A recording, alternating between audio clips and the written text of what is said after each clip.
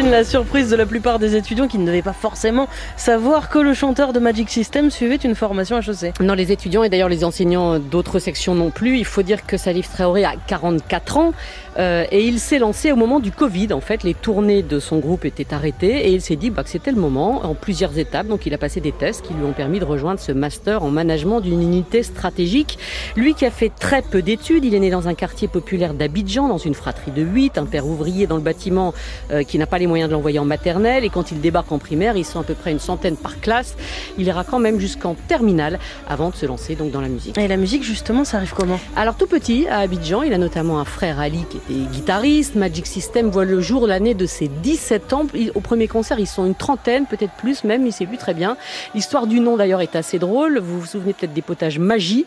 Ils se présentent avec des t-shirts siglés du potage Magie. On leur explique qu'ils ne peuvent pas garder le nom parce que c'est de la pub. Donc ils disent on va rajouter le C. Ça donne Magic et ça leur porte chance. Le premier titre, c'est Premier Gaou qui traduit par un premier idiot. Là, on est en 1999. Et Magic System, c'est aussi une fondation aujourd'hui. Oui, et vous ne serez pas surpris que l'un des objets de cette fondation, évidemment, c'est de construire des écoles.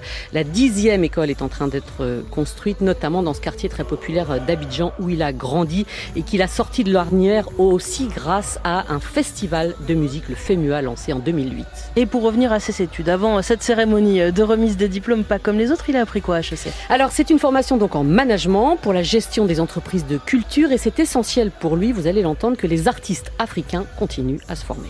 Si je suis allé à HEC, c'était parce que je trouvais qu'il fallait encore acquérir certaines compétences pour pouvoir relever le défi face au développement des industries culturelles et créatives en Côte d'Ivoire. Et le mémoire, je l'ai écrit sur un sujet que je maîtrise mieux, qui est le sujet des droits d'auteur. Mais c'est plus que dur. Pendant que j'étais à HEC, je continuais mes tournées. Je faisais des devoirs entre 2 avions.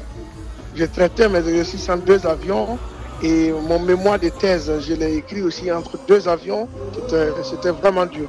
Voilà, alors il y a beaucoup de fierté, notamment vis-à-vis de ses 4 enfants. Et ce qui l'a beaucoup ému, c'est que la veille de son propre diplôme, sa fille, Rebecca, qui a 24 ans, la fille aînée, a elle aussi été diplômée de son école de gestion l'IPAG. Elle a reçu son diplôme le 9 et moi je recevais le mien le 10. Et je peux vous dire que c'était une réciprocité de fierté. Elle était là. Et ce qui m'a donné le frisson, c'est quand on m'appelait sur la scène et que j'ai entendu « Papa », une seule voix s'échapper de cette salle qui était calme et que j'entends « Je suis fier de toi, papa ». Et même pour la petite histoire, elle est venue avec son chapeau de diplomation à HEC pour qu'on fasse la photo pour la postérité. Et cette photo-là, je crois que même mes petits-enfants vont voir cette photo.